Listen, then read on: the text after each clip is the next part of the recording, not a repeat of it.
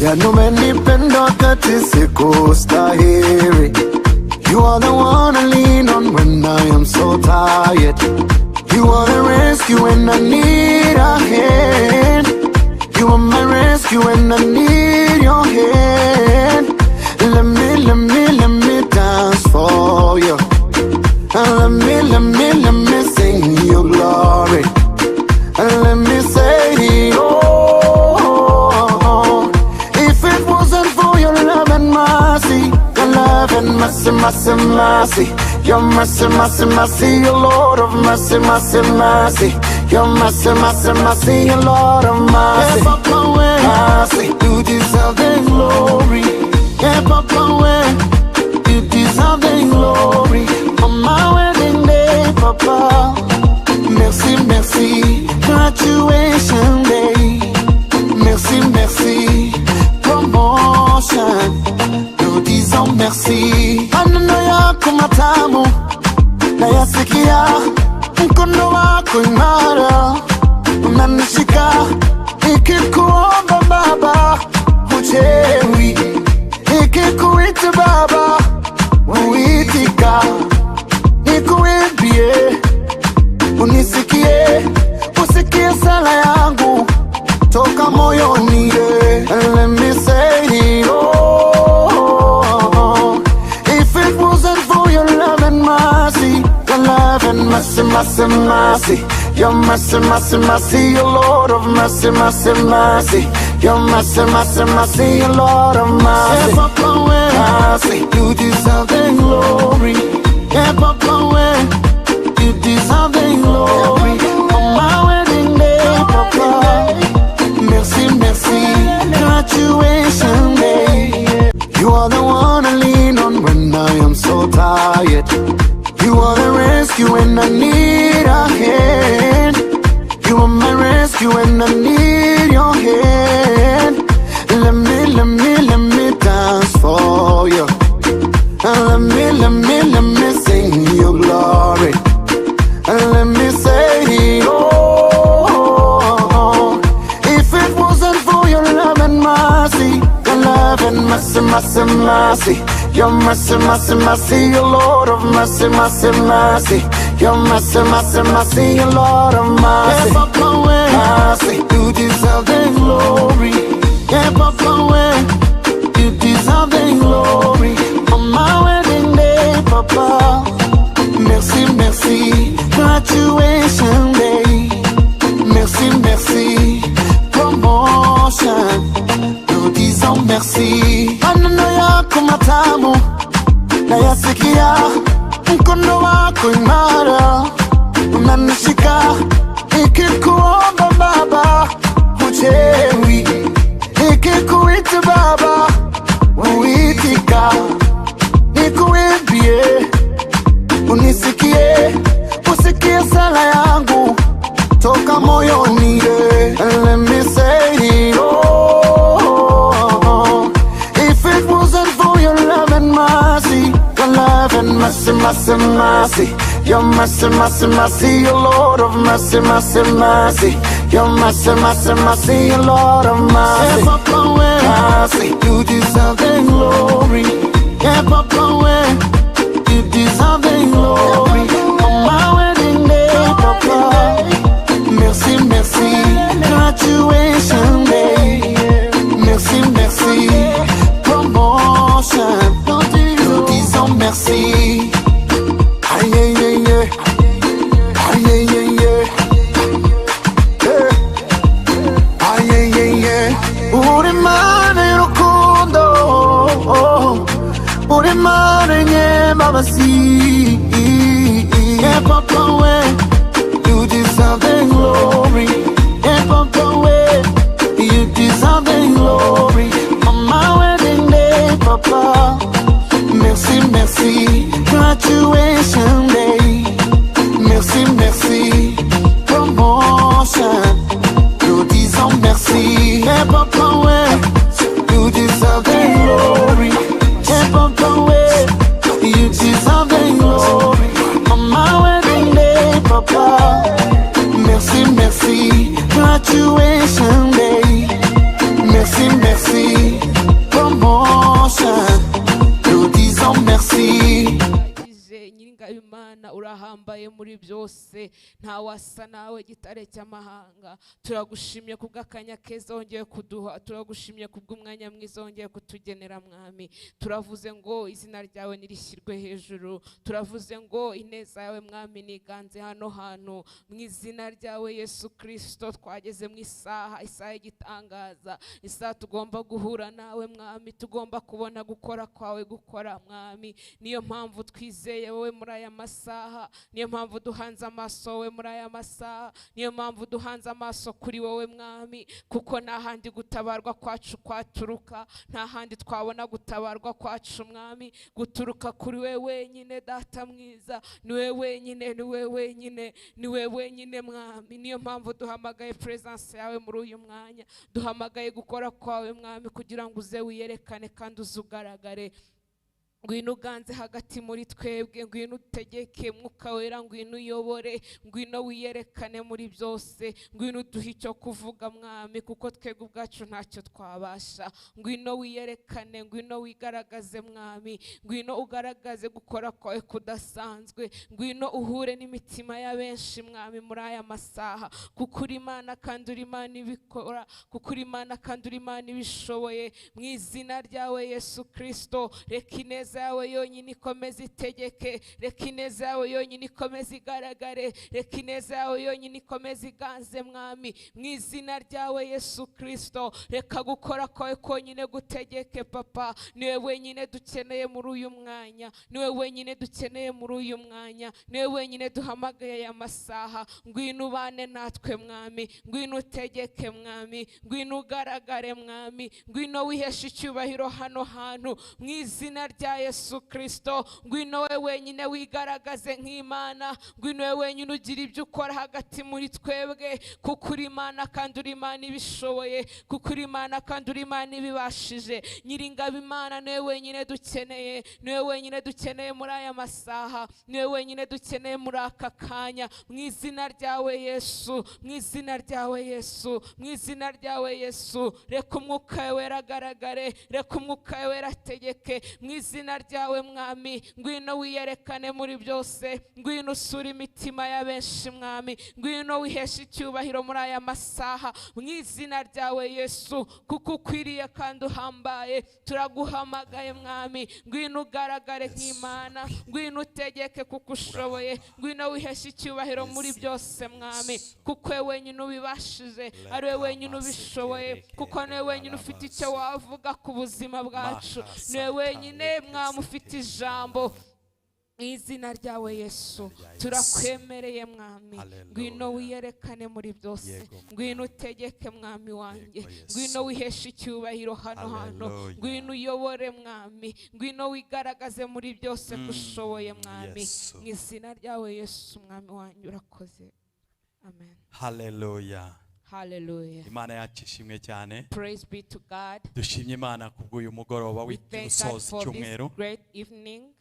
Imana yabaye natwe mu ruhande rwacu. God has been with us on our side. Iki cyumweru cyari icyumweru kidasanzwe. This whole week was very special. Cyari icyumweru cyo gutera intambwe zirindwi winjira muri destiny yawe. It was a week of making 7 steps that takes you to your destiny. Dushimye Imana kuko twinjiye mu mwuzuro w'amasezerano yacu. We thank God that we have entered in our fullness of our covenant. Dushimye Imana kuko cyari icyumweru cyuzuye imbaraga z'Imana. We thank God that it was a week that full of the power of God. Ndagira ngo ubwire ngo muri mwebwe wamaze kugera muri iri teraniro. I want to tell you the one has already reached here. Ni bishoboka yuko utashoboye kugera muri aya materaniro y'iki cyumweru. It is possible that we didn't make it to come in the service of this whole ariko ndagira ngo ubwire ngo uyu mugoroba. But I want to tell you tonight. Ni umugoroba wo kuzuza. It is an evening to make it full. Kandi ni umugoroba. It is evening. Imana ishobora kukugendera mu buryo budasanzwe. God can visit you in a different way. Turashima Imana rero yuko yabanye natwe muri iki cyumweru. We thank God that He has been with us this icyumweru Imana yakoreshejemo umubyeyi wacu mu buryo It budasanzwe is a week that God used our spiritual father in kandi a great turizera way. yuko n'uyu mugoroba Imana irabikora ibintu bikomeye And we believe that tonight God is going to perform gukora great works. kw'Imana The working of God, ntabwo kujya kuruhuka He never fails or stops. uyu munsi mu gitondo In yakoze the morning He works, ku manywa yakoze He worked during the no kuri day, uyu mugoroba irakora and He's going to work n'ejo tonight, izakora and He's going to work n'umwaka tomorrow, utaha and izakora even next year He's going n'umwaka to work. washize izakora Even He has worked last Imana year. yacu ishimwe cyane May our God be birashoboka praised. yuko n'uyu mugoroba It is possible that Imana tonight ishobora guhura n'ubuzima God bwawe can meet with your life. Imana yacu ishimwe May cyane our God be praised. uyu mugoroba rero Tonight, Imana irimo iravuga ngo God is saying irashaka uwo yatuma He wants someone to send. ese Are uriteguye you ready? guhera mu gihe cyo mu iremwa cyose From the creation, Imana yashakaga umuntu ituma God said for someone could send. gukora kw'Imana Working of God, kugaragara mu bantu it is manifested igihe in cyose people. Imana ishaka gukora Anytime God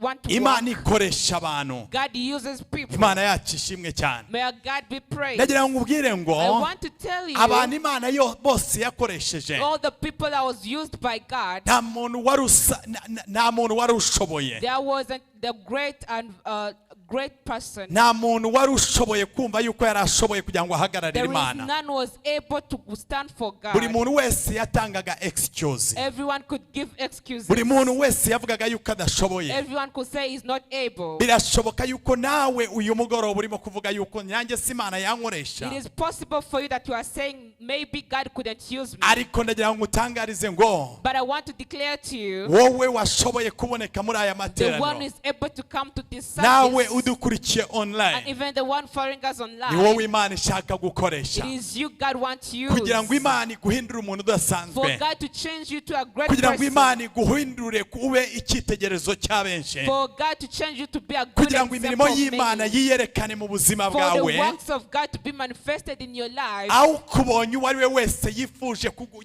gukurikira Imana yawe For whoever sees you feel like you want to follow your God, kugira ngo buri muntu wese yifuze gukurikira so that everyone wish to follow you, kuko Imana imirimo yayo yakoze because the work God did, abantu batume bahimbaza izina and the people ryayo praise God for it. Imana yacu ishimwe cyane May our God be Yesu praised. nashimwe cyane Praise tugiye Jesus. gusoma mu gitabo cyo mu kuva We are going to read Exodus. haleluya ndumva hari ugusurwa kw'Imana muri I aya can feel materaniro visitation this service. Imana yacu ishimwe cyane May our God be turasoma mu praised. kuva ibice 3 ku murongo wa 7 Exodus chapter 3 verse 7. ndagira ngo ubwire ngo abantu bose Imana yakoresheje bumvaga yuko badashoboye All people God used, they could feel they are not able to do it. nawe birashoboka ariko turaba dusoza turi mu gusenga kw'imbaraga It is possible for you as well, but you are winding up in a prayerful and a powerful prayer. ndagira ngo uze kubwira Imana uti Imana ndakwemereye I want to tell you to God that you allowed Him. icyo ni rwo ruhare rwawe rwonyine Imana igukeneyeho That is the part God wants from you. urwo ni rwo ruhare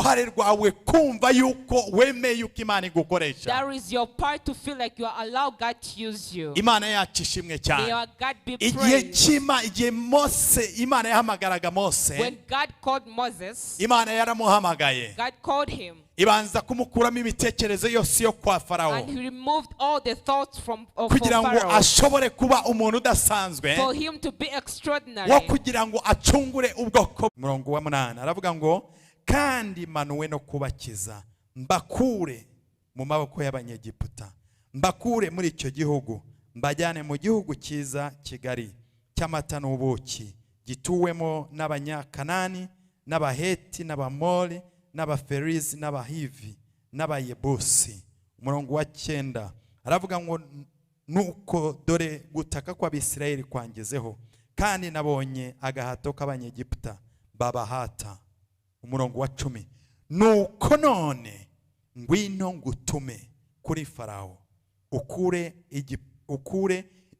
muri Egiputa ubwoko bwanjye na bw'Abisirayeli Imana yacu ishimwe cyane. Praise be to God. Yesu ashimwe cyane. Praise Jesus. Hano twumvisemo ibintu We bibiri. learned two things from here. Imana iravuga ngo none manuwe no kubatabara. God said, I came down to rescue them. N'Imana ubwayo irimo It's yivugira. God himself speaking about Ariko this. tugeze ku murongo wa 10 But on verse 10, iravuga ngo none ngwino ngutume. now I'm sending you. Ndimo nagira ngo ubwire ngo kugira ngo Imana igire icyo ikora ikoresha umuntu. I want to tell you, before God makes something, he uses a Kugira ngo person. Imana igire icyo ishaka gukora irakoresha umuntu. For God to perform something, he uses a person. Yesu nashimwe cyane. Praise Jesus. Imana yabwiraga Mose yuko igiye gucungura ubwoko bwayo. God spoke to Moses that he's going to rescue his Kandi ngo nation. imanuwe no kutabara And ubwoko he's bwayo. coming down to rescue them. Imana irangije ibwira Mose none ngo ngwino ngutume. And then he said, come so that Ni I ibintu send bibiri you. It is bitandukanye. two different things. Imana yacu ishimwe cyane. Praise be to Iyo ugiye God. kureba When you're about to see, tureba Imana ibwira Mose ngo ugende ubabwire ngo nitwa ndiho. we look when God speaks to Moses to tell them that he is called I am. Ni ikintu It gitangaje. is a surprising Mose thing. yararimo abaza Imana ngo se ndababwira yuko ari nde ubantumyeho. Moses asked, who am I going to talk to Ndabwira them? Farawo yuko ari nde kugira ngo arekure ubwoko bwawe Who bugende. am I going to talk to them so that he rescue his Imana people? irashaka gukoresha umuntu muri aya materaniro God wants to use a person in this service kugira ngo imuhindure umuntu so udasanzwe, that he turns you to be kugira ngo extraordinary imuhindure person, umukobwa cyangwa umusore w'umunyentwari, so that he makes you a warrior kugira ngo person, ihindure ubuzima so bwiwe, that he changes his life. n'abamubonye bamenye Imana imurimo. Even the one who sees him, they know that God who is in him. Byashoboka. It is possible. Wikwita yuko uri kwa runaka. Don't care that you are on someone's place. Imana yacu ishimwe cyane. Praise be to Iyo God. turebye ubuzima bw'intumwa, When you look on the life of disciples, bari abantu b'abarobyi. there was fishermen. Tubona Petero yari umurobyi.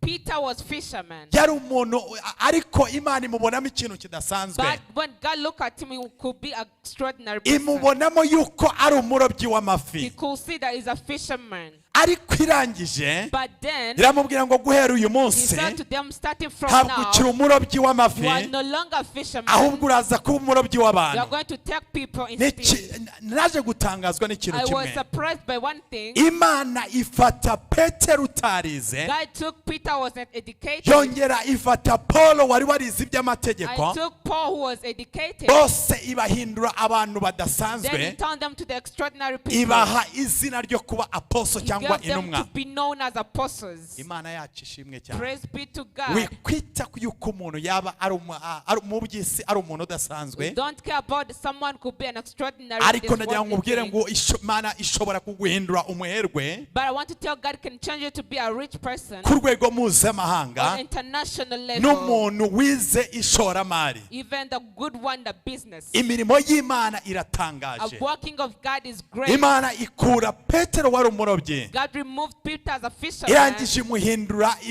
imuhindura kuba umurobyi w'abantu. Then he trained him to fish people. Imana irashaka kugukoresha. God wants to use you. Imana irimo irabaza ngo se ninde witeguye kugira ngo God mutume, is asking who is ready for me to ninde send him? witeguye kugira ngo angendere, Who is ready to be visited ninde by me? witeguye kugira ngo ahagarare mu mwanya Who is wanjye. ready to stand on my Imana my yacu place? ishimwe cyane. May God be Imana praised. ikoresha umuntu uhari. God uses a person who is Imana available. ikoresha umuntu wemeye. God used a person who allowed him. Imana yacu ishimwe May cyane. God be Mose praised. yumvaga yuko ari umuntu utazi kuvuga, Moses could feel he's not eloquent in what to say. ndetse yatanze n'ama excuse menshi yuko He adashoboye, gave many excuses that he's not able. ariko Imana iramubwira ngo njyewe ndabana nawe, But God spoke to him that he's going to be with him. ndetse izana na Aroni kugira ngo azajye aba nka interpreter we. He even brought Aaron for him to interpret. Imana yacu ishimwe cyane. Praise be to God. Imana irashaka gukoresha wewe w'umunyembaraga God wants to use you as a strong one kugira ngo ikoze ibinyembaraga isoni. so that he put a shame to those as strong. Imana yacu ishimwe cyane. May God be Imana praised. irashaka wowe. God wants you Imana irashaka wowe God wiyita wants yuko you. udashoboye, without caring that you are not kugira able ngo to. igukuremo imitekerereze yo muri Egiputa, For him to remove all the thoughts of Egypt. kugira ngo igukuremo imitekerereze yo muri Egiputa, egiputa him to remove all thoughts of Egypt. egiputa ni hehe Where is Egypt? egiputa ni mu isi aho twabaga Egypt is the word we used to live egiputa in. ni imitekerereze y'uko wumva udashoboye Egypt is the thought that you think ni is not imitekerereze able. yo kwa runaka It w'iwanyu is the thought of someone in your ni place. imitekerereze yo gutsindwa It is the defeatness thought. imana yacu ishimwe cyane Praise be to ndagira ngo God. mubwire ngo imana ishaka ikoresha umuntu kugira ngo icungure ubwoko bwayo God uses a person to rescue his nation. imana irangije yitegereza mose And God looked clearly to Moses. ibona yuko ari we uzakirisha ubwoko He found that bwayo he's the only person God to rescue his imana yacu people. ishimwe cyane Praise be to imana God. irangije yitegereza Then yosefu he looked clearly to Joseph. yosefu yari agahungu gatoye k'agaherezi ko kwa yakobo Joseph was last born to Jacob's imana house. imureba muri bene se And God could see him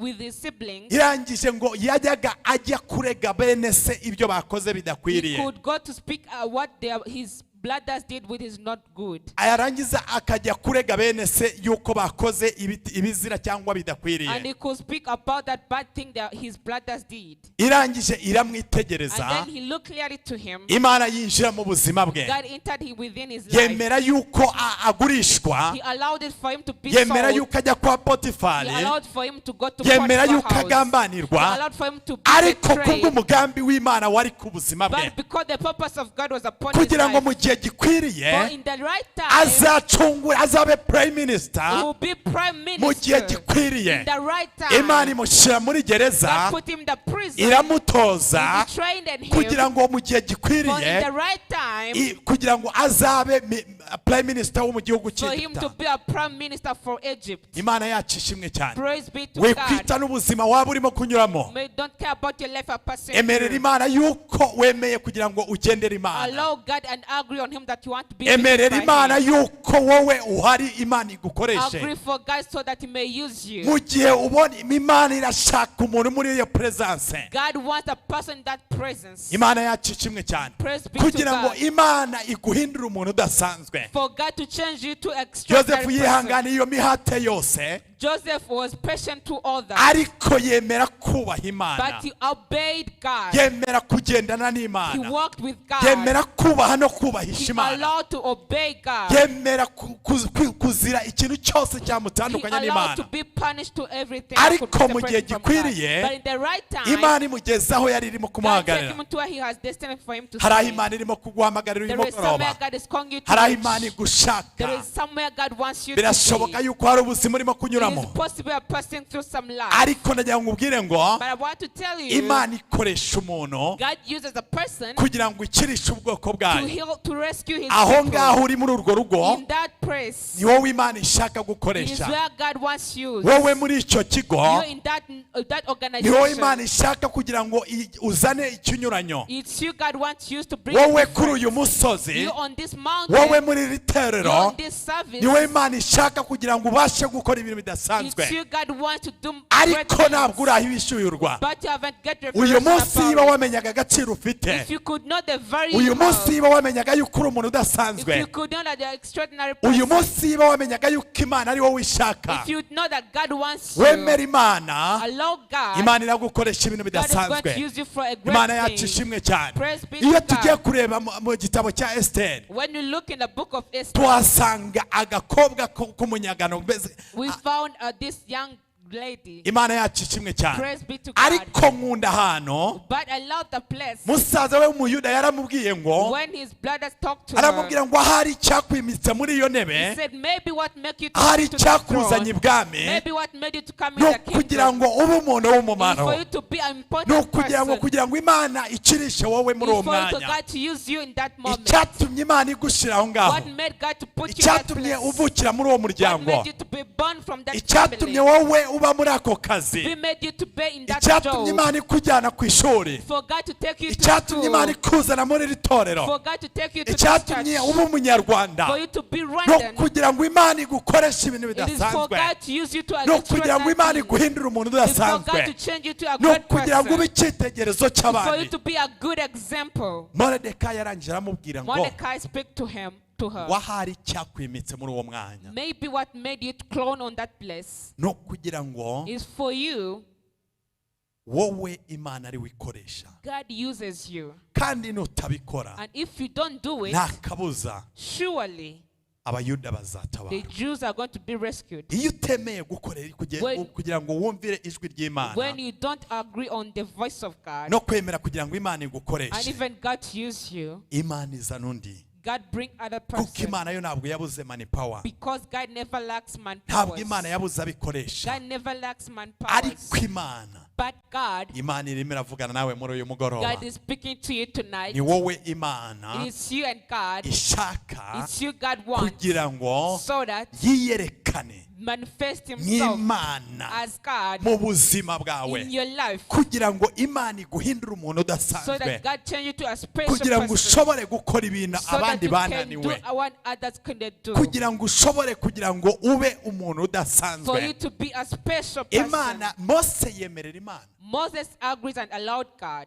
irangije iramubwira ati genda ujye kwa and he Farawo. said, go to Pharaoh. Mose akora ibitangaza 10 Moses performed 10 miracles byerekanye yuko Imana iri kumwe na Mose. that showed God was with Moses. Imana irashaka gukora ibitangaza mu buzima God bwawe. wants to do miracles in your life. Imana irashaka kuguhindura umuntu udasanzwe, God wants to change you to a special person, kugira ngo Imana yiyerekane muri wowe, so that God manifests himself within you, kugira ngo Imana yiyerekane mu buzima bwawe. so that God manifests himself in your life. Imana yacu ishimwe cyane. Praise be to God. Icyubahiro cy'Imana The glory of God kiyerekana mu bana bacu. manifests itself in these Uko ni kwivuga children. ngo icyubahiro cyanjye That is how we say, my ntawe glory, nzagiha. I will not give it to Imana anyone. yacu ishimwe cyane. Praise be to God. Ariko ndagira ngo ubwire But I want to tell uyu you mugoroba tonight, Imana irashaka kugira ngo iguhindure umuntu God udasanzwe, wants to change you to extraordinary kandi person, ugende and go uyihagararire, and stand for him, kugira ngo ushobore ibashe kugukoresha. so that it can use you. Hari ahantu Imana irimo kubona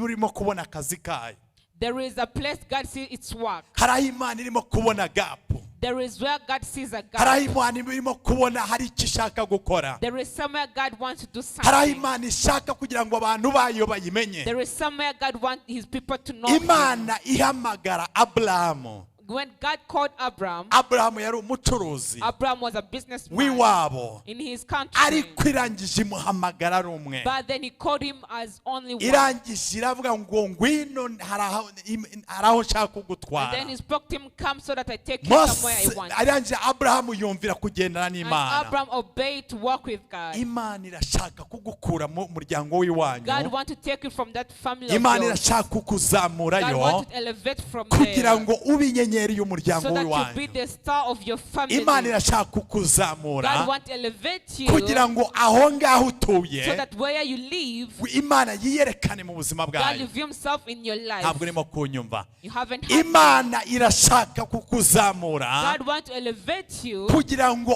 abakubonye bari bo bose so whoever sees you bamenye yuko Imana yaguhaye know umugisha, that God has blessed you. kugira ngo abantu babashe kumenya Imana For the yawe. people know your God. Imana irashaka kugukura muri ubwo God bubata wants to move you from that slavery, kugira ngo abantu baze bamenye Imana for the yawe. people know your God. Imana yacu ishimwe cyane. Praise be to Yesu God. ashimwe cyane. Praise Jesus. Ndagira ngo nkubwire ngo I want to tell you, Imana igaragarira mu bantu. God reveals himself within people. Imana igaragarira mu bantu bayo. God reveals himself within his people. Imana ibimenyetso n'ibitangaza byose Imana ibikora inyuze mu bantu bayo. That God perform his signs and wonders through his people. Uyu mugoroba irimo irabaza ngo ninde witeguye wangendera. Tonight he's asking who is ready to go. Yesaya amaze kubisobanura, When Isaiah explained it well, aravuga ati Imana iminwa yanjye iranduye, he said, I'm not cleansed, kandi ndemeye kugira ngo nume. and I agree on you, so that sent me. Yesaya yari umuhanuzi, Isaiah was a prophet, kandi yarahanuraga ibintu and bigasohora, he could prophesy and something happened. ariko hari ahandi Imana yari irimo But there imuhamagarira. is somewhere God was calling him to. Birashoboka yuko nawe It is possible for you uyu to. munsi uri umukozi w'Imana, Today you are the servant of God. ariko hari ahandi Imana irimo But there kuguhamagarira. is somewhere God is calling you Birashoboka to. yuko uri It umusemuzi, is possible that you are ariko hari interpreter. ahandi Imana irimo But there kuguhamagarira. is other other place God is calling you to.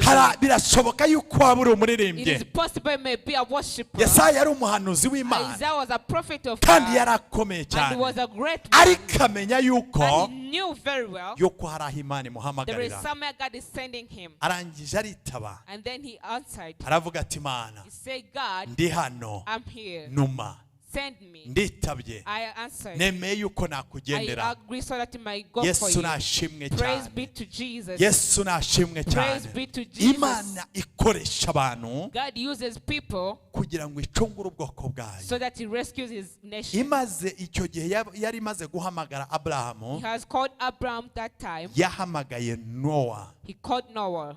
Nowa Imana amubwira ati ibarize inkuge And he told Noah to build an ark. kuko igihe kizagera Because the time is going to imvura come. izagwa, The rain is going to fall umwuzure down. uzaba And there will be mwinshi, flood on the ndetse world. n'abantu And bazapfa. even people are going to Bwira die. ubwoko bwanjye buhungire Speak muri to iyo my nkuge. nation to go Abazi to the ark. inkuge, And he built an abantu ark. bamuseka, And people are abantu laughing bibaza at ibyo him. arimo, And people are asking themselves about what he's doing. imvura irindigwa. And until the rain come down. Imana yacu ishimwe cyane. Praise be to God. Ndagira ngo nkubwire ngo Imana irashaka wowe I want to tell you God needs you kugira ngo ushobore kuyigendera, for you to go for kugira himself. ngo ushobore kuyibera urumuri cyangwa ubashe kuyibera mikoro, For you to be a mic to her. ushobore kurangurura, For you to speak ushobore loud. kuba imanda y'iki gihe, For you to speak loud. ubashe guhamagarira ubwoko abantu b'Imana kuza kuri Kristo. Call upon the people of God to come on Ni Christ. wowe Imana ishaka, It's you God nta wants. n'uwundi. There is no other one. Birashoboka yuko hari umusozi Imana irimo kuguhamagariraho.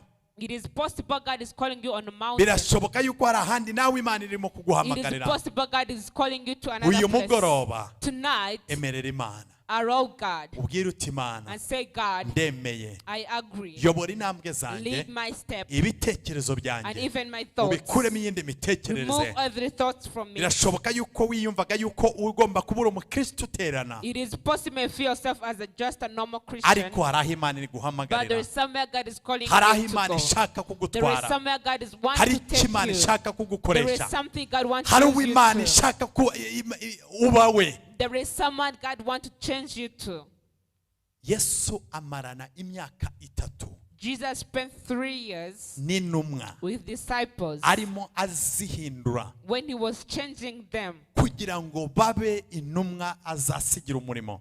for them to be disciples. He will give ministry Bamara to. imyaka 3 They spent 3 years abatoza iby'ubwami, training them about the nta kingdom kindi things. yabatozaga, He didn't train them any other thing. kugira ngo umurimo wazanye Kristo For the ministry that brought Jesus, awubasigire. to give it to Birashoboka them. yuko nawe It is possible for you as well. wibwiraga yuko uri umukristo usanzwe, You would think that you were just an ordinary Christian, ariko uyu mugoroba but tonight ndagira ngo uhindure imitekerereze I want yawe, you to change your thinking. uhindure imigenzereze I yawe. want you to change your work. Hari aho Imana There iguhamagarira, is somewhere God is sending you. wikwireba yuko uri umukristo usanzwe, Don't look on yourself as ordinary wikwireba Christian. yuko uri asha, Don't look on yourself as an wikwireba usher. yuko uri umuririmbyi. Don't look on yourself as a worshiper. Hari ahandi Imana There is igushaka, somewhere God wants you. hari icyo Imana ishaka kugira ngo ube cyo, There is someone God wants you to turn to. hari aho Imana There iguhamagarira is somewhere God is calling you to. kugira ngo Imana iguhindure umuntu udasanzwe, For God to change you to extraordinary kugira ngo person. icyubahiro cy'Imana gishobore kugaragara mu buzima For the bwawe, glory of God be manifested in your life. kugira ngo gukomera kw'Imana kugaragare mu For mirimo the yawe. greatness of God be manifested in Imana your life. irashaka kugucura, God wants to sharpen Imana you. irashaka kuguhindura, God wants to sharpen Imana and change irashaka you. kugira ngo ube umuntu udasanzwe. God wants to change you to a great person. Abazakubona And those who get to see you, bazahimbaza Imana they're going to ikurimo, praise God that is in you. abazakubona Those going to get to look at bazamenya you, Imana they will yaguhamagaye, know God who called you. abazakubona Those who are going to see you, bazakurikira Imana they yawe. will follow your God. Imana yacu ishimwe cyane. Praise be to Imirimo God. y'Imana The working of God, yose igaragarira mu bana it is b'Imana. manifested within his people. Uyu mugoroba Tonight, mu minota dusigaranye, in the minutes that you are tugiye remaining with, gusenga you are going to pray. ariko nagira ngo nkubwire ngo But I want to tell bwira you, Imana uti tell God that, Mana God, mpindura icyo nshakamo change me to whoever you want me to kandi be. ndemeye And I agree. numa aho ushaka Send me wherever you want. nemeye kukugendera I agree to go on your ijambo path. ry'Imana The riratubwira word of God says ibisarurwa ni byinshi the harvest are many, ariko but abasaruzi those going to harvest ni are bakeya few. muri iki kinyejana In this century, Imana irashaka abasore n'abakobwa God wants young men and young biteguye women that is ready to gutwara icyubahiro cy'Imana take the glory of God, biteguye who are ready kuba abantu to badasanzwe be extraordinary people, biteguye who are kujya ready guhindura isi to go and change the world, biteguye who are ready gutwara ubutumwa bwiza to change the spirit of biteguye gospel, who are ready gutwara kuramya kw'Imana no to breathe the guhimbaza Imana worshiping and the praising God, biteguye who are ready kugira ngo icyubahiro for the cy'Imana glory of God kigaragare mu buzima bwawe. be manifested in their life. Imana yacu ishimwe cyane. Praise be to Imana God. irashaka God wants abahanuzi bayo. Imana irashaka God wants abahanuzi. his prophet. Imana irashaka God wants abakozi the b'Imana servant of God bashobora kujya mu isi, who can go in the world, bashobora kujya mu isi who can go in the kugira ngo world bajye so gusarura. that they go to harvest. Ariko Imana irabaza, But God is asking, ninde who wangendera? can go? Ninde Who wangendera? can go for my Ndagira ngo path? nkubwire Imana I uti want to tell to speak to your God. nditeguye Mana I am ready muri iki kinyejana in this century. ndi umwe I am one bagiye kwikorera of the one going to take isanduku yawe, all your covenants. ndi umwe I'm the mu one bagiye kugaragaza going icyubahiro to cy'Imana, show the glory of ndi God. umwe I'm a bagiye man. kuguhamiriza, I'm going to proclaim ndi about umwe you. I'm a mu man. bagiye kurinda For kwizera the one kwawe, going to protect their ndi faith. umwe I'm a man. mu bagiye kurinda Going gukiranuka to kwawe, protect their kugira ngo righteousness. isi So that the world izikurikiye ubwiza bundi. come by behind to the glory of God. Imana yacu ishimwe cyane. Praise be to God. Bwira Imana uti Speak to your God. Mana ndemeye, God, I agree. nembeye kuri uyu I mugoroba agree tonight kukugendera, to go on your kuko behalf. Imana Because God, irimo irashaka uwo yatuma, it needs someone to send. kandi Imana And God irakoresha umuntu is going to use a person kugira ngo so that ikirishe benshi, to rescue many, kugira ngo so that izane benshi it kuri brings Kristo. many on Christ. Irakoresha umuntu He's umwe. going to use one person. Birashoboka yuko ari wowe, Maybe it is you, wowe unkurikiye uri the one online, who's following me online, wowe uri muri aya the one materaniro. who is this amidst us. Emerera Imana. Allow God. Mana nditeguye, God, I'm ready. nditeguye muri iki kinyejana, I'm ready in this century. nditeguye muri uyu mwaka, I'm ready within this year. nditeguye muri ibi bihe I'm ready in this season. bidasanzwe In this great bagiye season. kugarura icyubahiro They are going to cy'Imana, bring back your glory, Lord. bagiye kugarura They are going to bring back kubaho your kw'Imana presence. muri iki In kinyejana this century, cy'urubyiruko. on this century of the youth, Ubwire uti nditeguye say, I'm ready kumurikira abatinganyi, to shine for those who make nditeguye the I'm ready kumurikira to abasinzi, shine for drunkards. nditeguye I'm ready kumurikira to abasambanyi, shine for those who commit adultery. nditeguye I'm ready kumurikira abahakanyi, to shine for those oppressors. kugira ngo icyubahiro cy'Imana For kigaragare. the glory of God be manifested. Uriteguye? Are you ready? Haguruka ku maguru yawe, Stand upon your feet. tugiye We gusenga. are going to pray. Ubwire uti Imana, Say, God, ntabwo nshoboye. I'm not able. Icyo ushoboye cyonyine, What thing I'm able to do? icyo ushoboye ni kimwe, I'm able to do something ni on ukwemerera Imana is agree on all of yuko God witeguye that you are ready kugendera Imana, to be visited yuko by God. witeguye That you are ready. yuko Imana igutuma. God can send you. Mu Bafilipi 12 Philippians 3:12.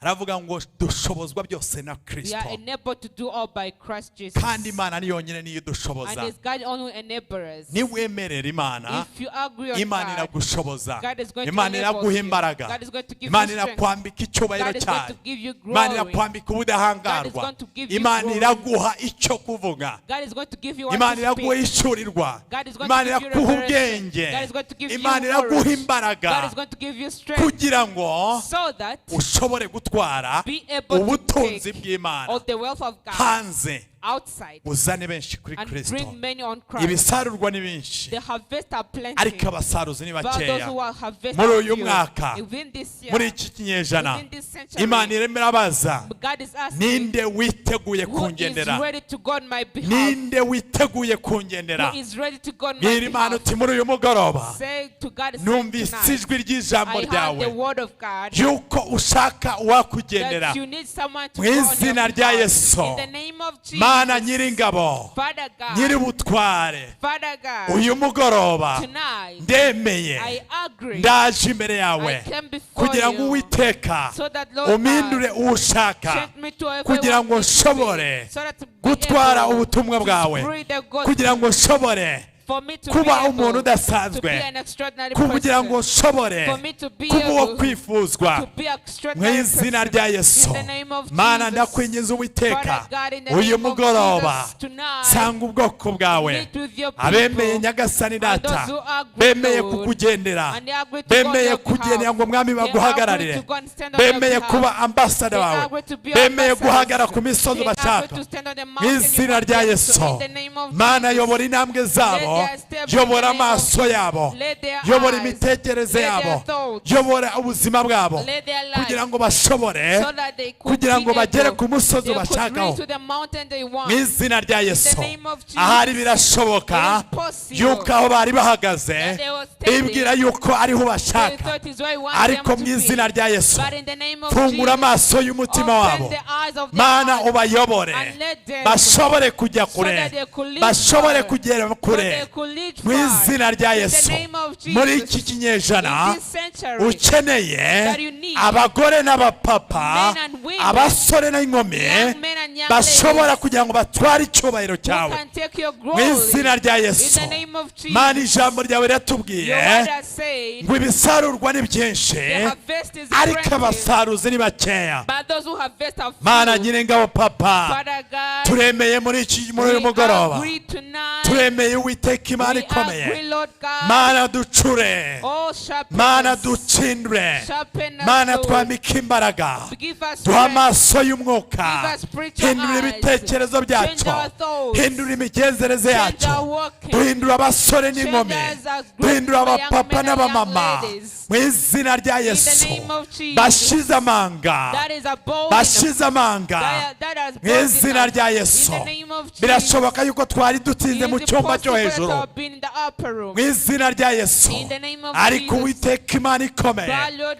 muri God, uyu mugoroba tonight, turasenze we pray nk'uko intumwa as disciples, zasohotse they go mu out cyumba cyo hejuru in the upper room bashize when they are amanga. bold enough. Mu izina rya In Yesu, the name of Jesus, Mana dusabye imbaraga z'umwuka we wera, ask for the power of the Mana Holy utwuzuze Spirit. imbaraga zawe, Fill us with your power, dushobore Lord, gusohoka hano so hanze, that we go out, dushobore gusohoka turi abantu so that we badasanzwe, go out as a great twuzuye people. imbaraga, We are filled by twuzuye power. ubutsinzi, We are filled by twuzuye victory. kunesha, We filled twuzuye by Nyagasani victory. ijambo ryawe, Filled by your word. twuzuye gushira amanga. Filled by Mu boldness. izina rya Yesu, In the name of kugira ngo Jesus, Uwiteka Imana so ikomeye that, Lord God, muri iki kinyejana in this century, twemeye kugira ngo we udukoreshe, agree on you to be used duhindura by you, duhindura ubwoko bukomeye, to change us as a great nation, duhindure Nyagasani Data wera w'Isirayeli itabaza, change us as a great imurikira abari mu mwijima, that shines to those in imurikira darkness, abatarakumenya, that shines to those who imurikira have abari been mu Mana Data that bakiri mu shines isi to everyone y'umwijima. in the darkness Mu power, izina rya darkness Yesu, world. Mana In the name duhindura of umunyu Jesus, w'isi, change us to the kugira salt ngo of the dushobore world, kuryohera so abandi, that to be sweet to the abatubonye people. bose For others get to look at batuboneho us, uburyohe. they see Mu sweetness of izina us. rya Yesu, In the name of Mana Jesus, duhindurire change amateka our history, Lord. kugira ngo Uwiteka Imana In the ikomeye, name of Jesus,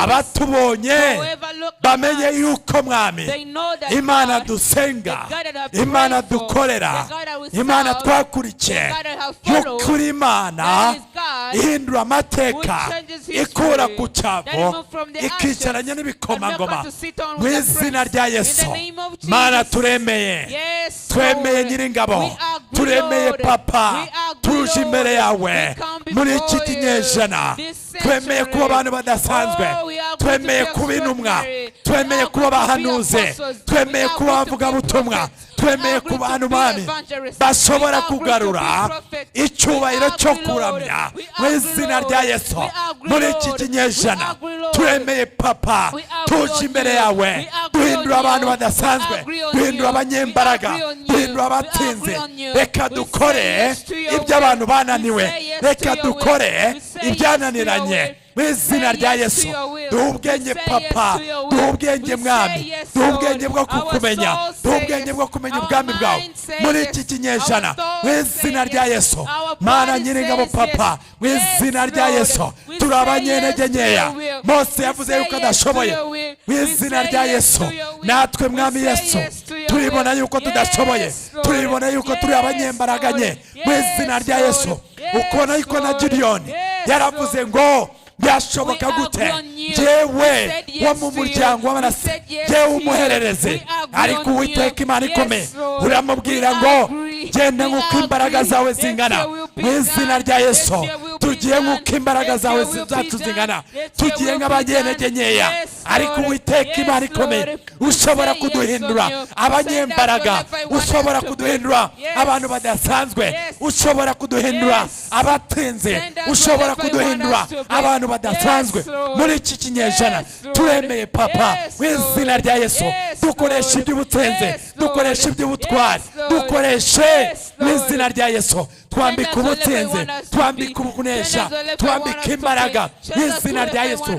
Reka dushobore gusohoka, dushobore gusanga isi, dushobore guhindura isi, dushobore kuba abantu badasanzwe mu izina rya Yesu. Mana nyiringabo papa, niwe imbaraga zacu, niwe ngabo yacu, niwe byiringiro byacu, niwe gakiza. Turemeye papa, turemeye mwami. Reba ubwoko bwawe, reba buri muntu wese wemeye kugira ngo akugendere mu izina rya Yesu. Uwiteka Imana nyiringabo duciye bugufi kugira ngo udushoboze, duciye bugufi mwami. Turemeye papa, turemeye Uwiteka, turemeye nyiringabo. Reka tukugendere mwami, reka tukugendere, reka tukugendere muri iki kinyejana mu izina rya Yesu. Ibyananiye abandi twebwe tuzabikora. Yes, Lord. Yes, Lord. Our soul says yes to you, Lord. Our soul says yes. Yes, Lord. Let your will be done. Let your will be done, Lord. Let your will be done. Reka abakobwa bawe n'abasore mwami bemeye kukugendera, bemeye kutwara mwami Mana data icyubahiro cyawe, bemeye nyagasani data wera w'Isirayeli. Urimo urabaza ngo ninde wakugendera mwami, ninde wakugendera muri iki kinyejana, ninde wakugendera muri ibi bihe, ninde wakugendera mwami, ninde watuma urahagarara urimo urarangaguza mwami. Data turemeye mwami, twambike imbaraga papa, twambike ubutsinze, twambike kunesha, twambike kuba abanyembaraga mu izina rya Yesu Kristo. Yesu mwami, nubwo ibihe bikomeye, nubwo ibihe bikomeye, nubwo ibihe bikomeye, nubwo ibihe bikomeye, ariko Uwiteka Imana ikomeye ni wowe ukomeza abo wahamagaye. Ntabwo ukomeza abashoboye, ariko ukomeza abo wahamagaye.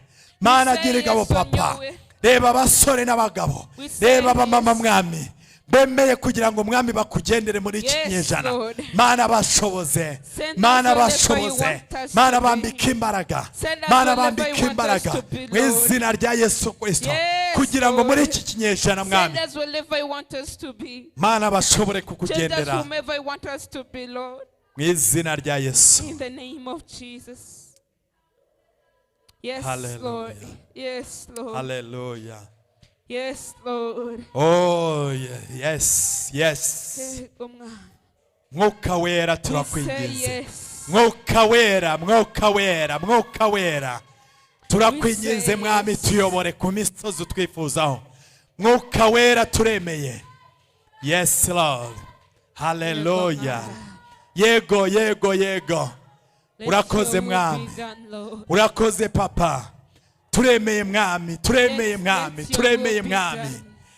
arimo arabaza ngo ninde natuma muri iki He is kinyejana, asking, who can I send in this ninde century? natuma muri iki gihe, Who can I send ninde this century? wamagararira, Who can stand on my ninde behalf? warinda kwera Who can kwanjye, protect my holiness? ninde watwara ijambo Who can ryanjye, take my word? ninde wahagarara Who can natuma. stand and send him? Yesu turemeye mwami, We say yes, Lord. turemeye mucunguzi wacu, We say yes, our Savior. turemeye mwami, turemeye, We say yes. turemeye papa. We say yes, Lord. Mana natwe dukomeze, Oh, twambike imbaraga, put your power on us. twambike ubwiza bwawe, Put your glory on twambike us. icyubahiro cyawe. Put your honor on Mana us, Lord, dushobore gukora ibyananiranye, so that you can do what Mana you have. dushobore kugenda aho For udutuma. us to go wherever you send. Mana reka tube ambasada Let bawe, us be your Mana reka ambassadors. tube intumwa n'abahanuzi Let bawe, us be your Mana ambassadors. reka tube ibikoresho Let us bizima, be your vessels. reka tube abantu Let us be badasanzwe an extraordinary muri iki people kinyejana in this century. kigoye. That is very Imana irimo irabaza ngo ninde natuma, God is asking, where ninde can I send? wangendera, Who can go on my ninde behalf? nakirisha ubwoko Who can I bwanjye, use to rescue my ninde people? watwara icyubahiro Who can cyanjye, take my glory? ninde watwara icyubahiro Who can cyanjye. take my glory? Yesu mwami, Lord Jesus, ntabwo dushoboye, we are not able. turi abanyentege nkeya, We are weak. ariko mwami But Lord, twemerere papa, allow us. twemere muri iki kinyejana, Allow us in this century. twemeye kugira ngo dukoreshe. We agree so that you use us. Mana twemerere Uwiteka, Allow us, Lord. abakobwa n'abasore bawe The mwami, young men and women. abapapa n'abamama Men mwami, and women, Lord. baremeye kugira ngo muri iki kinyejana They have agreed in this century bakugendere, to go on your behalf. bakugendere mwami. To go on your behalf. Imana irimo irabaza ngo ninde natuma, God is asking, who can I ninde send? wangendera muri iki Who can kinyejana. go for my behalf in this century? Imana igushoboze, May God enable us. Imana iguhindure kuba umukobwa May udasanzwe, God make you to be a Imana great iguhindure kuba daughter. umupapa May udasanzwe, God make you to be a great man ushobora kugendera who Imana, can go on behalf of ushobora God, guhagarara who agahagamya can stand Imana, and proclaim about God, ushobora kurinda kwera who kw'Imana, can protect the wholeness of ushobora God, kuba representative who w'Imana. can represent God. Imana ibwira Mose, God talked to Moses. mbonye gutaka k'ubwoko I bwanjye, saw the cruelness and the mbonye quiet of my kurimbuka people. k'ubwoko I bwanjye, saw the oppression upon none my manuwe no people. And I kubatabara. come down to rescue them. Ariko se But ngwino ngutume ku bwoko come bwanjye. so that I send you. Imana irashaka uwo yatuma. God wants someone to Birashoboka send you. yuko waba uri muri aya It is materaniro, possible it was in this service. birashoboka yuko waba udukurikiye It online. is possible following us Emerera online. Imana igutume, Allow God to send emerera you. Imana igukoreshe, Allow God to use you. emerera Imana iguhindura umuntu udasanzwe. Allow God to change you to a great Birashoboka person. yuko wibona yuko It udakwiriye, is possible to see yourself as ariko not worthy. intambwe ya mbere But make one bwira Imana step. uti Imana Say, nditeguye. God, I'm ready. Birashoboka yuko hari aho wibonaga It is possible you may look at yuko yourself ariho Imana somewhere. That yaguhamagariye, is where God has called ariko you. birashoboka But it is possible. yuko ariyo transit yawe, But it is your transit. ariko emerera Imana Allow God igufungura to amaso, open your eyes. ushobore kujya kure To cyane, go far ushobore away beyond. kwinjira umubwiro To bw'Imana, go to the mystery of God. ushobore kumenya aho Imana To igutwara. know where God is taking Imana you. irimo iragutwara kure, God is taking you ntabwo ari aho far. ngaho It gusa, is not that place irimo only. iragutwara ku ruhando He's mpuzamahanga. taking you to international. Wikwireba aho ngaho, Don't just look at yourself on that wikwireba place. kuba umuramyi w'aho ngaho. Don't just look at yourself as a worshiper Oya. like that. No. Imana irimo iragutwara kuba umuramyi mpuzamahanga.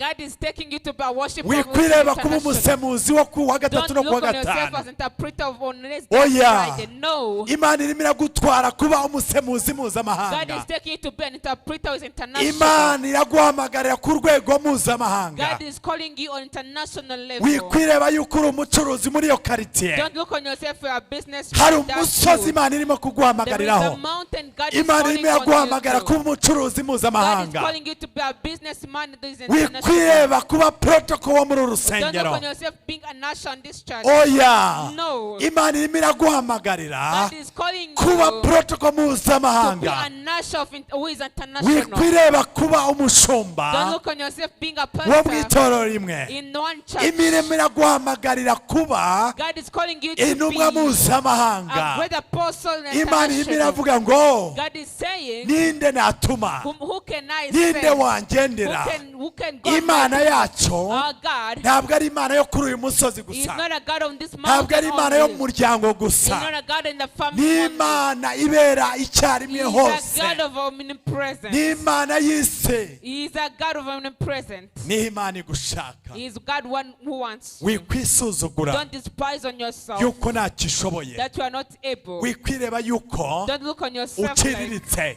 you are just on Imana low yacu level. Our God, ibasha kuguhindura. He can change you. Niba yarahinduye Petero If He changed Peter, wari umurobyi who was a fisherman, ikamukura kuba umurobyi then moved from fishing, ikamugira poso make me a mpuzamahanga, person international. ndagira ngo nkubwire ngo I want to tell uyu you munsi today, wirebere mu rwego rugari, look on yourself in a great kuko level, Imana yawe because your ni God Imana nini, is a great God. ni Imana ishobora He is byose, a God who is able to do ishobora everything. kugukura aho He can ngaho remove you from that place yarangiza and then ikakugira make you umuntu udasanzwe. a great person. Imana yakuye Dawudi, God will make David, yabonye Dawudi he look on David, yuko Dawudi that David, yitaye ku he nama. cared about the sheep. Iravuga ngo Dawudi uyu He nguyu said this David, irangije imuhindura he changed him kuba to be umwami a king ushobora who can kwita ku nama, care about the sheep, ashobora kwita who can care uko about ubwoko bw'Imana. on the people of Umva God. ngubwire, Listen to me. Imana yabonye Petero God look on Peter. yari umurobyi w'amafi, He was a fisherman. ikamuhindura And then he changed him umurobyi w'abantu to the fish people mpuzamahanga. internationally. Ikabona I Mose could see Moses wari uragiye umukumi wo kwa who Yetiro, could shepherd on the sheep. irangije yarangiza And then ikavuga ngo he said, ndazamura urwego I'm rwe. going to elevate your level. Imana ishobora kuzamura urwego God rwawe, can elevate your level as urwego well. rwo kuba The level yakuye Mose kuba umushumba w'intama, remove Moses from being a shepherd yararagiye of sheep. umukumbi. Being a shepherd of sheep. Mose abona igihuru kirimo And kwaka, then Moses see a burning bush. yamubwira ati Mose He said, Moses, ngwino nkubwire, come and listen to me. igira hera. Come and listen to me. Mose Imana iramutuma. And then Moses was sent by Nagira ngo God. nkubwire I ngo want to tell Imana you, yacu our God, tuva mu bwiza tujya mu we bundi. move from glory to the glory. Urwo rwego waba urimo The level you are entering, nirwo Imana igiye it guheraho is where God is going to base kugira ngo Imana iguhindure for God to change you kuba umuntu to be udasanzwe, an extraordinary kugira ngo person. Imana iguhindure For God to change you, umunyembaraga. a person who is Nagira ngo great nkubwire ngo and urwo strong. rwego I want to tell you rwuriho that ruciriritse that was low nirwo level. Imana igiye It gukoresha, is where God is going to nirwo Imana use. igiye It is gukoresha, where God is going to nirwo use. Imana igiye It is gukoresha. what God is going to use. Wikwisuzugura, Don't despise yourself. wikuba yuko ntacyo ushoboye, Don't say we're not able to do icyo anything. ukora kirahagije What you do is kugira enough ngo Imana ishobore for kugikuba. God to do something. Icyo ukora mu murimo What you w'Imana, do in the ministry of icyo God. ukora mu murimo What w'Imana you do in the ministry of God. nicyo Imana ishobora It is what God can guhindura use and can kugira ngo change iguhindure kuba umuntu for you to udasanzwe. be an extraordinary Emerera person. Imana, Allow God. bwira Imana uti Allow God and Mana say to him, ndemeye God, I said kukugendera, yes to go on your ndemeye behalf. I said yes yuko so that unkoresha use me iby'ubutwari in a great way, ibidasanzwe. in a mighty thing. Ni njyewe It's me waburaga who was missing out kugira ngo icyubahiro cy'Imana for the glory kigaragare. of God to be manifested. Ni njyewe waburaga I was the one mu missing muryango in my family kugira ngo icyubahiro cy'Imana for the kigaragare. glory of God to be Ni manifested. njyewe waburaga I was the one missing muri aka kazi in this job, ko muri organization, in that organization, muri icyo kigo, in that kugira ngo company, mbashe kugaragaza icyubahiro so that I cy'Imana. manifest the glory of Ni God. njyewe urimo kubura I was the one missing kugira ngo icyubahiro cy'Imana kigaruke mu for the itorero. glory of God come back Ni on the njyewe church. urimo kubura I'm the one missing kugira ngo ukugaragara kw'Imana kugaruke muri iyi for si. the manifestation of God come back Imana in this irimo iravuga world. ngo nabuze umuntu, God said I couldn't get a person. habuze umuntu I couldn't get a person, uwo natuma, the one I could send. ariko muri uyu mugoroba But tonight, umuntu arabonetse a person has come kugira ngo so that Imana ikirishe ubwoko bwayo, God can rescue his kugira ngo people, so that uyigendera go on your ikiri his behalf, ishanga rigari so that he rescue a great nation. arabonetse He is available. kandi uwo muntu And that person ni wowe. is you. Imana iguhe May umugisha, God bless Imana you. ikugirire May neza, God do good to you. Imana iguhindure kuba umuntu May udasanzwe, God change you to be an extraordinary person. kuko abantu bose Imana Because yatumye Because every people was sent by God, bose bari baciriritse. there was at low level. Dawudi yari umushumba w'intama, David was a shepherd, ariko Imana ibona kuno yitaye ku ntama. but God could see how he took care of sheep. Idubu ryaraje rishaka kwica A intama, bear come when he want to eat the sheep, arangira aravuga araryica. and then he killed it. Intare iraza, The lion came, Imana irabyitegereza, and God could see on uyu it. muntu He said, this person, ndamutse if muhinduye I change umwami him to be a king, yakwita he could take ku care ntama of zanjye. my sheep. Intama ni bande? Or his sheep Intama ni ubwoko are the bw'Imana. people of God. Aravuga ngo abanjye He ndabazi. said, I know who's mine. Umva nkubwire, Listen to me. ni wowe Imana yaburaga, It is you God was missing kandi uri out. umunyamugisha. And you are blessed. Wowe udukurikiye, The one is wowe flowing. uri muri aya The one materaniro, is this service. ni wowe Imana It yashakaga. is you God wanted. Imana ntabwo ishaka abantu benshi, God doesn't want many irashaka people. wowe. He just wants you. hari aho ishaka He kuntuma, has hari aho somebody ishaka who sent me, kugutuma, and he has some people ariko who want to nijya send you. kugutuma But when about to send you, iragushoboza, it's going to strengthen iraguhindura you. umuntu It's going to udasanzwe, change you to a great kugira ngo person. ukubonye uwo ari So we he will wese never get to see you yemere allowed and yuko agrees. ndiho, So that the I am yagutumye, has sent you. ndiho I yagutumye, am has sent you. ndiho I yagutumye, am has uyu sent mugoroba you. Tonight, ndiho I am aragutumye has sent mu you bwoko bw'Imana, in the people of muri uwo God, muryango in ukomokamo, even the family you come muri iryo from, torero usengeramo, even the church you muri pray icyo from, gihugu urimo, even that nation muri you uwo are muryango into, urimo, even the family you ndiho are into. aragutumye. I am has sent Mose you. ntabwo yagombaga kwemeza Farawo, Moses couldn't make Pharaoh to ntabwo accept. It byashobokaga. wasn't possible. Mukobwa mutoya,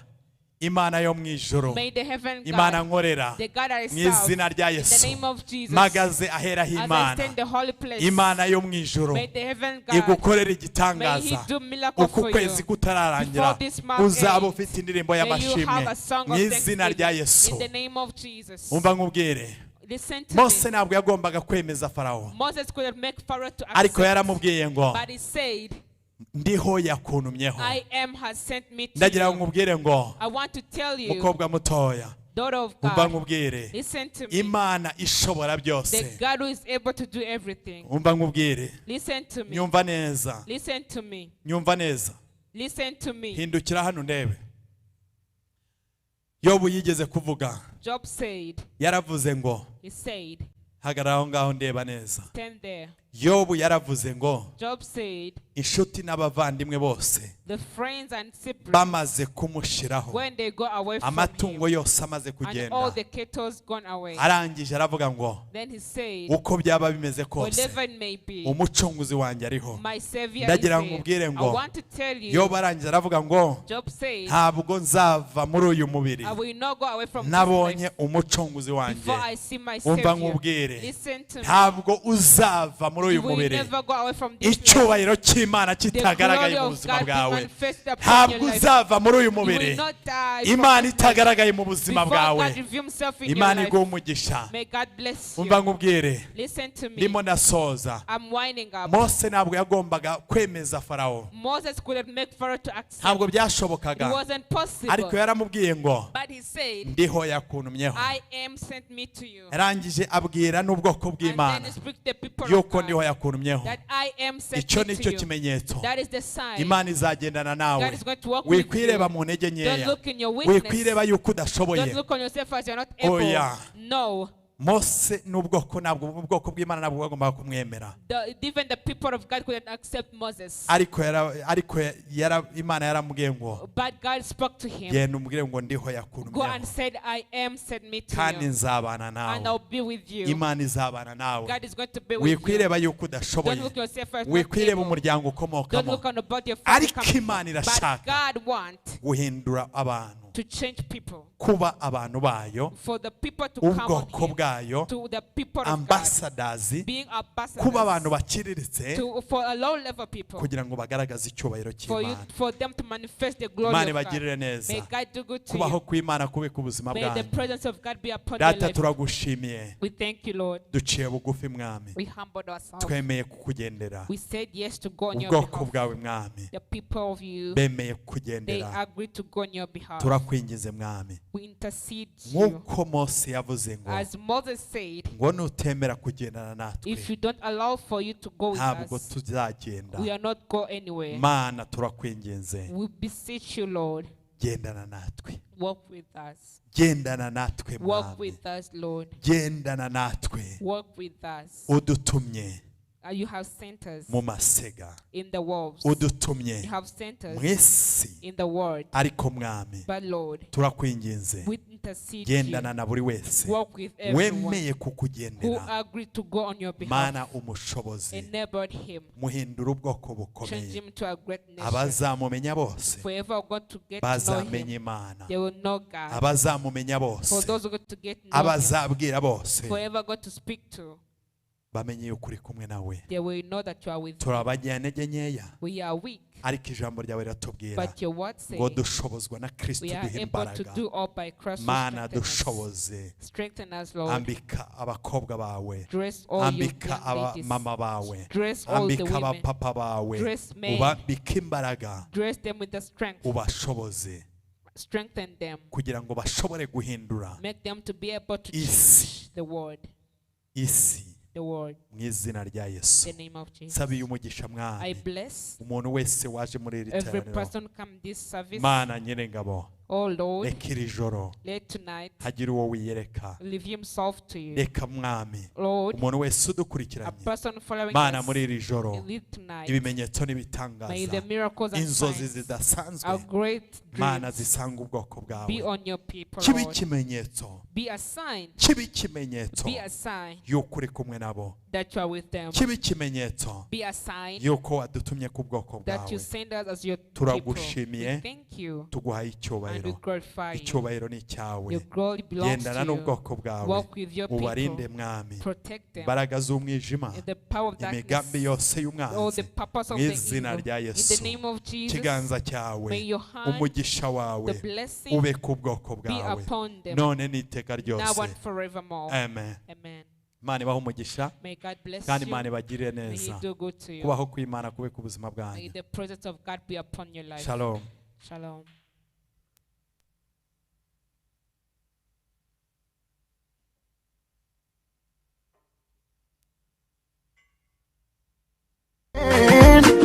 You are my rescue and I need your hand. Let me dance for you. Let me sing your glory. Let me say, oh, if it wasn't for your love and mercy, mercy, your mercy, your Lord of mercy, your mercy, your Lord of mercy. Step up my way, mercy, you deserve the glory. Step up my way, you deserve the glory. On my wedding day, Papa, merci, graduation day, merci, promotion. Nous disons merci. Maneno yako matamu nayasikia, mkono wako imara unanishika, ikikuomba Baba huchewi, ikikuita Baba huitika, nikuimbie unisikie, usikie sala yangu toka moyoni. Let me say, oh, if it wasn't for your love and mercy, your mercy, your Lord of mercy, your mercy, your Lord of mercy. Step up my way, mercy, you deserve the glory. Step up my way, you deserve the glory. On my wedding day, Papa, merci, graduation day, merci,